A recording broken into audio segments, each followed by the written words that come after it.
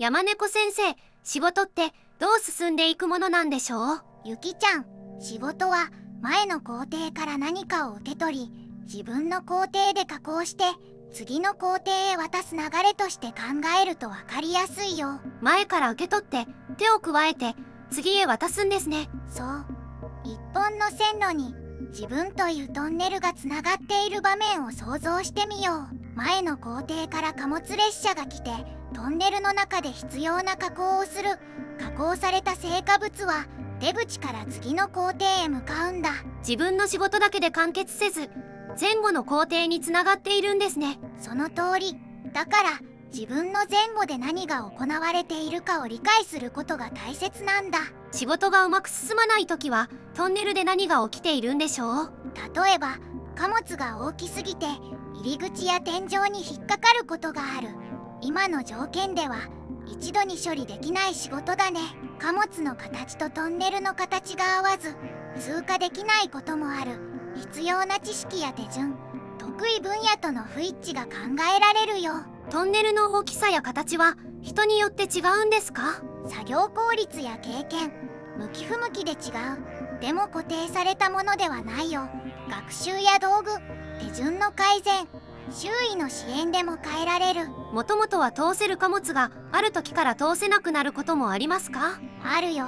トンネルの中に風船や障害物が増えると使える空間が狭くなり、今まで通せた貨物が引っかかることがある。健康上の問題、育児や介護、私生活の悩みなどが重なると仕事に使える時間や集中力が一時的に小さくなることがあるんだ。能力がなくなったのではなく、今使えるトンネルの空間が狭くなっているんですね。そう、自分を責めるだけではなく健康を整え、家族に協力を頼み、必要なら職場や医療、福祉、地域などの社会資源へ相談しよう。形は合っていても貨物が次々に来たら詰まってしまいそうです。それが仕事量の多すぎる状態だね。慣れると潮流を見てこれから来る量を予測しやすくなる。まず自分の前では誰が何をしているのか、自分の後では誰が何を必要としているのか、興味を持って確認しよう。先の量が分かれば詰まる前に相談できますね。そう、貨物が多すぎるなら一つ目は納期や優先順位を調整すること。仕事を小分けにし、通過のペースを安全な速さにする。急ぐ仕事と待てる仕事を分け、いつ何を渡せるか前後の工程と共有することも大切だよ。それでも自分のトンネルだけでは間に合わないときは？二つ目は貨物の一部を同僚や上司の線路へ振り分けること。別のトンネルで加工して次の工程へ渡してもらうんだ。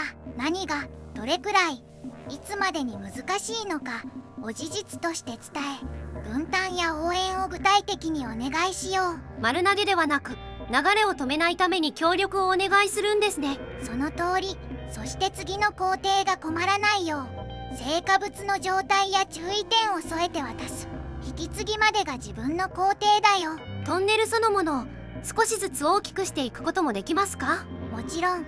学習や経験、振り返りによるスキルアップで通せる仕事の大きさや種類を増やしていくことが大切だよ。ただしトンネルを広げるには時間がかかることが多い。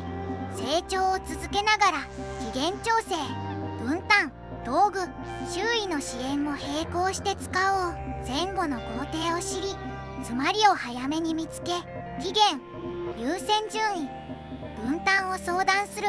仕事を一本の流れとして見てみよう。ご視聴ありがとうございました。